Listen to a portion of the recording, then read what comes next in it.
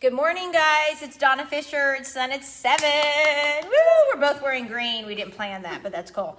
All right, so this is my weekly Sun at 7, and today we're meeting you at 7 a.m. Yes. Woo! And the sun was coming in this morning, and music was on. It was beautiful. And I have my coffee, and I have my friend, Catrice, and we're going to do a little special show for you today because obviously we're all have questions that we want answered, and I cannot answer them for you. Ooh. Oh, I hope I can. Well, we're going to answer as many as we can. Okay. If you have any other questions, feel free to send them to her or me. But I want to answer a question that I had about myself this week that I kind of answered last night during a show we were watching. I was thinking to myself this week, why would people do this stuff? I didn't understand because my whole life, I met Catrice, and when I met her, I thought, whoa, what a beautiful woman. I walked into Macy's, and here comes this tall, Oh my God. I didn't think, here comes this black woman. I thought, here comes this beautiful woman. And so I just was confused all week. I just didn't understand. But then I realized to myself, I don't have a prejudice toward blacks, but I do have some toward other situations and people types. And I was sad about that, and I'm sorry. And I want to work on that. So I'm gonna challenge myself for that. So I may not be doing that toward blacks because I've always been raised with them, and I have a biracial family. But I do that toward other situations and things. And so that's where I've found myself at the end of the week. So anyway, enough about me. Let's talk about your story and what can we do. Or where are we at in the country, and what can we do as Dallas, Texas, and FBH Wellness, and how can we make change, and what are you seeing? Well, first of all, I do appreciate the invitation. You inviting me here. She asked me last night. 9 o'clock last night. And I'm like, Because we were watching the same show, and it was so good, and we met 2 years ago. it was longer than 2 years 3 years ago. ago. It was about 3 years ago at Macy's when I was doing the prom. I was doing an event, and I needed some beautiful young teenagers to come and help me out with the prom show. And her daughter, Skylar, y'all know Skylar, she's beautiful. She's beautiful. So that's where we met, and then found out we belonged to the same church. So I didn't know that either. And just as soon as I met her, it was an instant connection. There wasn't nothing. It was just a connection. First of all, it was a connection because she's a mom and she's a woman. Those were the two connections. And she got gray hair. And I don't know, I just woke up. Anyway, so I'm originally from Dallas, born and raised. Ooh, been I here didn't know forever. that. Yeah, been here forever. Been back in Dallas for about 12 years since Sam is graduating. So with what's going on. So tell us about Sam. So Samuel is my only son, Samuel Hines. And are you a single mom? I am a single mother for the past 4 years, all of his high school career. Yeah. Sorry. Yeah, it's kind of stinking, but we have survived. He just graduated last week from W.T. White High School, not too far from here, and he is going off to Abilene Christian University. Oh my God, my heart. That's a whole nother story. This whole I would week, have to though, tell you. in the hard part, it's also been all these kids are graduating and a lot of really hard stories. So that's been good too. Yeah, and he's been kind of sucky about that. But anyway, it's okay. It's okay. So the conversation that she asked me to have, I told you I've been having these conversations since everything has blown up. But I've been having conversations actually before this latest incident, because I don't know, when you're connecting with other people, you kind of talk about those things. It's not like we're talking about this for the first time. No. It's not like one day you wake up and then, it's like your this is a whole life. You're like, wow. Yes. Okay. Yes. So I just like to share. So the first week, which was whenever this came out with with George Floyd, it was a rough week for me. I consider myself kind of a pretty stable individual. Yes. It's been a long time since I had just like really been sorrowful. So I would probably say for 2 days, I was just crying off and on. Oh. Just crying off and on. I could be doing anything, around the house, and then I would just begin crying because I looked at the video and I looked at it quite a lot. Oh, that's not just good. in trying to get an understanding. Right. So for 2 days, just crying. I was very short. I probably could not have a good conversation with anyone via text message, phone call, email. I feel like I've been that way. Nobody. I could not have a conversation because I was just so just really hurt at what I saw. So from my perspective, I love people. Period. Right. I have a personal mission statement. It's to love God and to love people. Period.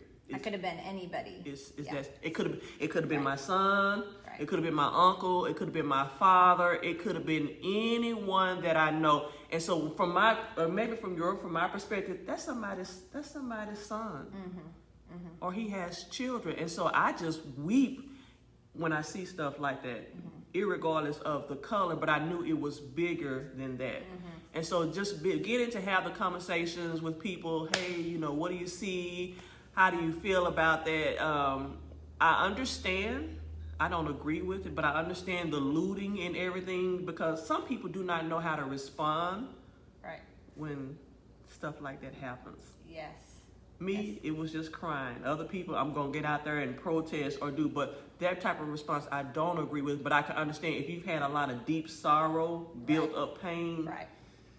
That's just how. I'm graduating from Regen on Monday for anger. So. You are? Yeah. Oh, I have a Regen mentee. Okay. You got a mentor? Yeah. I'm sorry. Oh, we'll have to talk about that I got a great too. mentor, but anyway. Oh, we'll have to talk about that. I Graduating. It's one of the greatest things I've ever done. Okay, I'm sorry. All right. Off topic. So Okay. anyway, so having conversations, and the conversations have been with my white friends.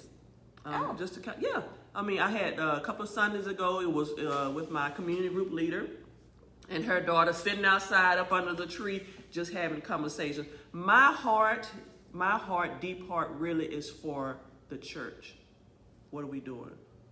I hate to see or to feel like that we are just being silent and not saying anything. I've heard a lot say, oh, I don't know what to say, or say something, and if you say it wrong, surely we should be able to have a conversation and say, oh. I think what happened, okay, I'm just gonna say, because this has happened to me many of times, because I have a lot of people in my life who go like, Christians, and I just go, I think what happens is because we see immediate action where people are doing some things that are not considered, proactive or positive, that the church always steps back, looks at the situation, gets the details, they have, prayer time, and then they make a collective decision. So sometimes the slow response is what frustrates people. And I've had that situation myself in the church and Christianity in my whole life with my parents and things too, like, because something happens, you have a tornado or whatever, I'm in my car, I'm already driving. I have this thing that comes up, we just came up with this acronym this week where my friend told me that when you have a gun and you prepare, aim, fire, and I just prepare, fire. I forget to aim. And so the aiming is the studying the situation and preparing your heart of what to say. So I know that's a hard one. I struggle with that a lot too, because I want to just do something. So, but yes, okay. So I do understand that frustration. Okay. So what can I do? What can we do? What would you like to see us do? Here's for me. I've shared this with the people that I've been having the conversation with, and the conversation is the uncomfortable conversation. I'm okay about racism or whatever. My thing is to at least start having the conversation. Start talking to the people within your circle. Hey, how do you feel about how do you feel about what you're seeing? Right. So I've done that a couple times this week with everyone I see. I'm just like, are you okay? Or like, can I give you a hug? You're loved, right? I love you. they're like, girl, you're fine. But is that enough? No. Okay. Yeah, you want to have the conversation. Okay. Yeah. You want to have the conversation. And I say that because if you don't have the conversation, it's like, to me, it's like ignoring the elephant that's in the room. Okay, Sean, okay. So how do we have the conversation? Okay. You can start off with, something as simple as, how do you feel about, what's going on? Have someone just really talking about, because I feel like I've been in school this whole week, things that I have learned that I was like, oh my gosh. Okay, so you want us to listen. Listen. Okay. But it needs to be a safe place. Like, I know you. So right. I was like, Lord, she done called me up here. I'm fine. Whatever she want to talk about, I'm good because I know her. So whatever she shoot at me, I'm fine or whatever. But to have the conversation about what people are seeing, how do you feel about it? You think that's, just kind of getting people's perspective, because I think so many times that I may feel like, surely my brothers and sisters of another race, surely they don't think everything is okay, and they're not just going about with everyday life, whatever they normally do, and not really zooming in and paying attention to this. No, there's no way. Yeah, there's no way. So so having the conversation within your circles, because you may be surprised at what people think, and you may be in a position where you may have to challenge someone on their thoughts, their beliefs, their actions, or lack of actions, because to do nothing is even worse. Whew. To do nothing or to not say anything, to me, is even worse. Like, do you see what I see? And so at least start having the conversation. And then I think, and here's a great example. I'm going to share this with you. So one of the key words we heard, or I heard, you heard it too last night, was lament. So I'm a student. I like, here I go. I'm like, we're stealing some of the lecture last night. I know what lament means. Did you look it up? I sure did. I looked it up. I was like, how many people are looking up this word right now? I mean, I know what it is. I read about prophets, and they just crying over the sin of the people and weeping or whatever. And I believe one of the young ladies said, we're just going to lament. Oh. And so I looked it up, and I was like, okay, well, you can't lament over something that you're not grieved over. You have to be grieved first. You gotta be, because it says it's and you can't grieve sorrow. what you don't understand. Yes. So you have to seek to understand, and then when you understand it, then you can grieve it, then you can lament it. You agree? And no, totally, because it's like people will say like, "Oh, I'm so sorry, I understand," and I'm going, it's not possible, and that's okay. It's okay that they're trying, but I'm like, there's just no way you can understand my situation, because you've just never, you haven't even dove in deep enough. You haven't been close enough to me. You're too far away from me. Oh. You just can't. You're too far away from me. You haven't been to my house. You haven't been in my life. You haven't been in my head. You haven't been, and so you can't. But the gesture's fine, but that's that outer layer that they're really, they don't want to understand, or they don't know how to, and they just want to stay on the surface. But then there's the people that they're there, right? They're there, and they're uncovering. If I know you, if it's safe, and if I know you, and I have heard and listened to you, then I can feel your sorrow.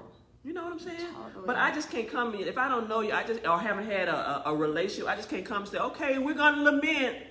No. Yeah. That was just me. Well, that's the same thing with the gun. Like, we can't. We're skipping a step.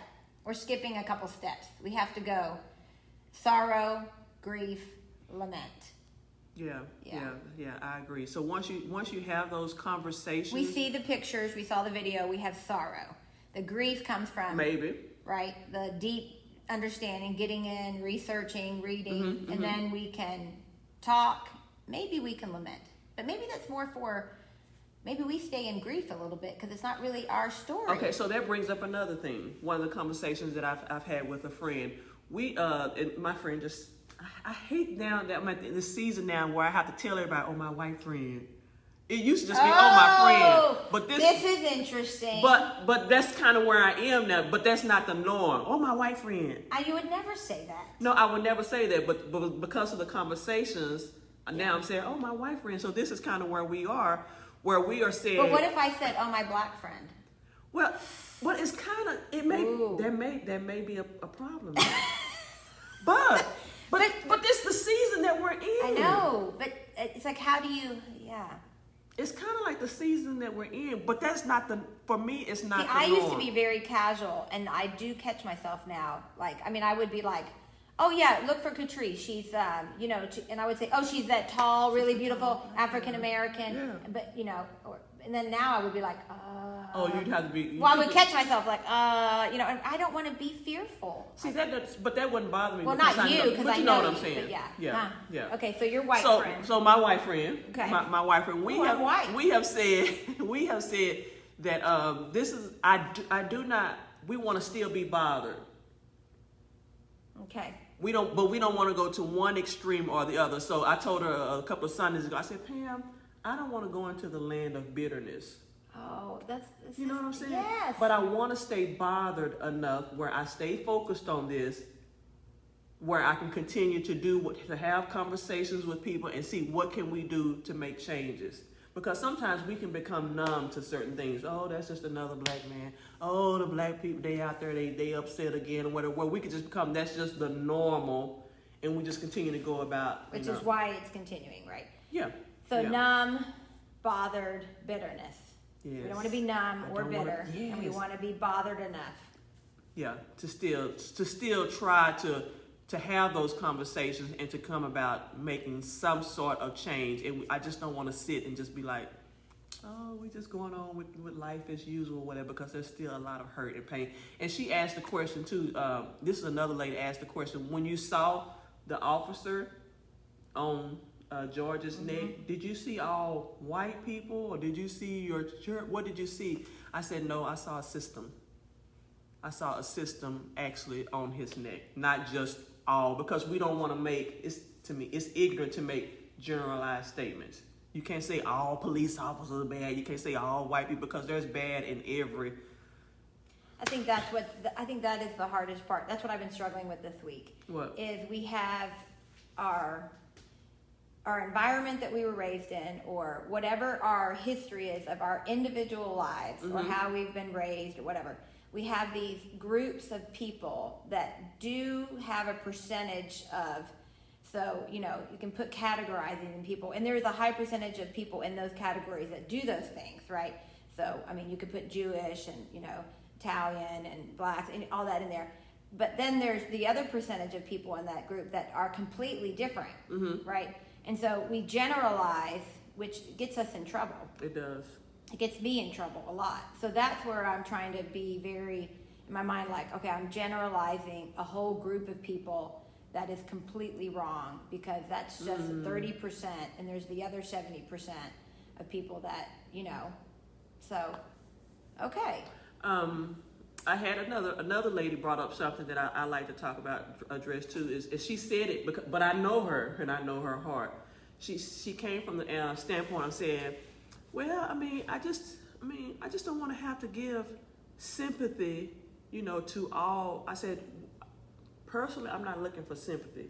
Like, I'm not looking for I'm sorry. Oh, right. Okay, yeah. It's more of empathize. Yeah. And that's seeking to get an understanding of where, the background, the history and all. Not every time you see a black person, I'm so sorry. I'm sorry. Yeah, you're, oh gosh. Yeah. So and they brought that up last night. You should not have to walk around feeling guilty. Yeah. It's not about guilt. My thing is just empathize. Have a change and move and try do your part, because it can be overwhelming. Well, so that's where I've been. I've been so overwhelmed that I feel like I've done nothing. That's why last night a spark hit me when I saw you. I was like, oh, I've been praying for, what can I do? What can I do here? What can I do with me? What can I do here? And I want to do something, but I'm trying to aim, right? I'm trying to do this new thing where I don't just, which is hard. It's so hard for me. I'm going to go out there. Okay, so I was like, oh my God, I'm aiming. I'm focusing. This is so good. And I've had these conversations all week. And I did something very small because someone said something to me. So I thought I was going to be really proactive. And I was trying to see how that felt. So I went to a store and, I'm in line and there's some, black people behind me. And I said, I'm going to pay for all their stuff. but then I realized, oh my God, now I'm making them feel needy, and so I turned around and said, not because I think you need it, just because I want to, because I love you. And then I was like, oh my gosh. My foot. And it was like, not because you're like, homeless or anything. It's like, okay, Donna, and it really came from a good place. Like, I just want to say, I love you. Yes. And I value I don't need to give you money. I don't think you need money. I just was trying to show you a way I love you. Anyway, and the lady ringing up was like laughing. I just ran out of the store. I was so embarrassed. So I was trying. So I tangibly, this helped me give back in a way that I really did not know how to do. So I thank you for that and for waking up in the morning. But so I'm going to not be bitter, that's hard for me. And I'm going to be proactive. Be proactive. Right. In your circles of people, and I like to say your circles of people because one of the things I share is that relationships with people who don't look like us, they're not just going to happen by osmosis. So you want me to increase my circle? Well, I don't know what your circle looks like. I don't know your circle. But I think we do need to be, we need to be intentional in our relationships, and when I look at my circle of friends, it's not all black, it's not all white, it's a good diverse. And when I look for a church, and that's a whole nother issue. I told you that's my heart. I'll be honest with you, I go on the internet and I go straight to the About Us, and I start looking at the staff.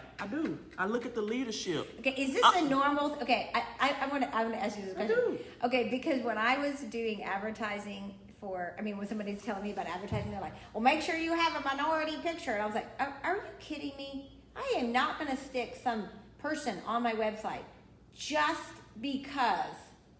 So people do that? I feel fake when I do that. Like, if I have a picture of someone who I love and I want a picture of that person, I'll put it on there. But I'm not going to choose a picture because I'm trying to. And she was like, everyone does it. And I was like, would they really look for that? I did. I do.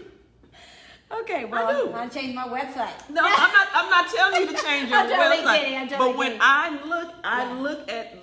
would look at the leadership because personally my heart is for a diverse. Yeah. Well, that makes place. Sense. I kind of do that when I looked at, schools and stuff. So. Oh yeah, I did too. I looked at the percentages. I was like, okay, this looks like a good balanced area for my son. Yeah. Yeah. I don't want him to be at all, But there have been many circles where I have showed up, and I was the only African American. Well, my son went to a school as the only white. Oh, I'd like to talk to him. The whole time.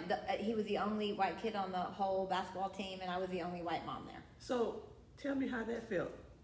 I was fine. You was good. They loved you. Ain't nobody treated you crazy or. No, but the environment, the language. I didn't get the lingo. That's another thing. So I was like, whoa, but I tried, and I knew a couple of the kids, and so I would be like, I would cheer them on, and the moms would go, are you Kendall's mom? And I would say, yeah. And so that kind of helped me a little bit. But, then I was going, well, I don't need to try to be like them. I just be myself. Do and be you. Yeah. If you develop a relationship with one of them, then hopefully, with some of my friends, we could be like, what does that mean? You can ask those questions, right? Yeah, what does that mean? Well, yes. And then I went and held one of the little babies. It was fine.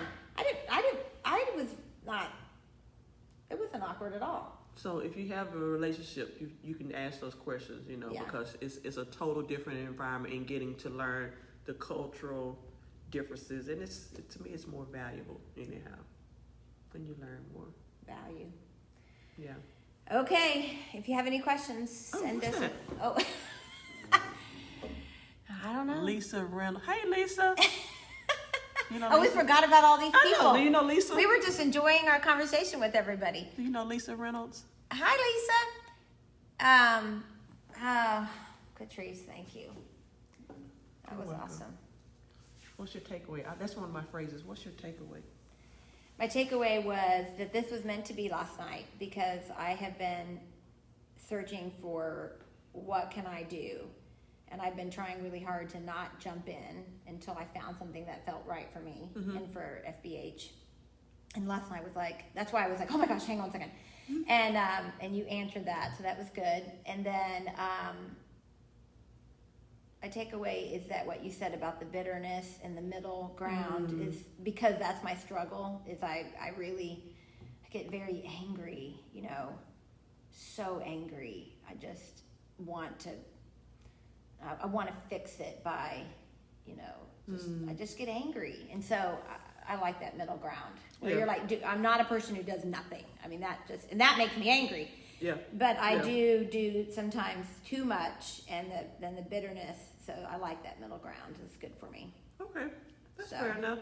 Yeah. Yeah, that's fair enough. And continue to have the comfort, please, because I'm sure I'm going to have some more today with, you know, just in the circles of community, because the conversations have been taking place and they have been very fruitful. And I like that, you know, it does provide a safe place. Like if someone says something that may be stupid, no one's looking like, you said what? You know, acting. Okay, so so if you have someone that's safe, or you have a friend that's, you know, African American or Black, and you're in a safe place, what Catrice is saying is to help the situation, you're going to say, how are you feeling about this situation? Yeah, tell me. And you're going to listen and ask questions. Ask questions, yeah. Ask and be transparent and be authentic.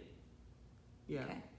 Be transparent. And that's how we can change the world. That's starting within your circle of influence. Because if you look at the huge picture, you're overwhelmed. And when I get overwhelmed personally, if I'm overwhelmed with something, I'm paralyzed. Like, I'm not going to do anything. But if I just start, like, I'm having lots of conversations within my own circle of influence. And see, this is going to help, because when you tell someone, that person's going to tell someone, and that person tells someone. Yes. Okay. That is the goal. Yeah, that is the goal, that they will look at their, because their circle may be all white or all black black, all this, you know.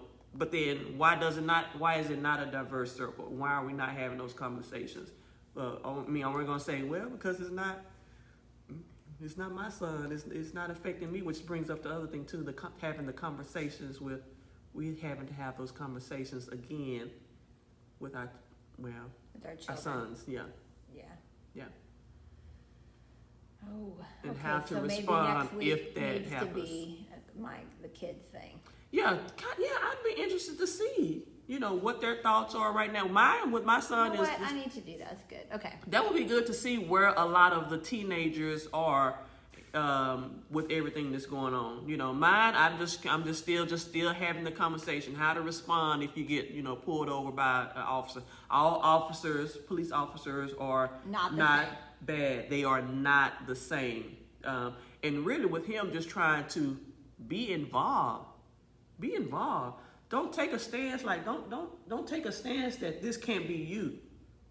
All right. You know, so our teenagers, that generation of young people, they need to care. Lord. It's not all about you. You're getting ready to go off to school. Everything is fine with me, because you're going to get there and who knows what you may or may not experience. So.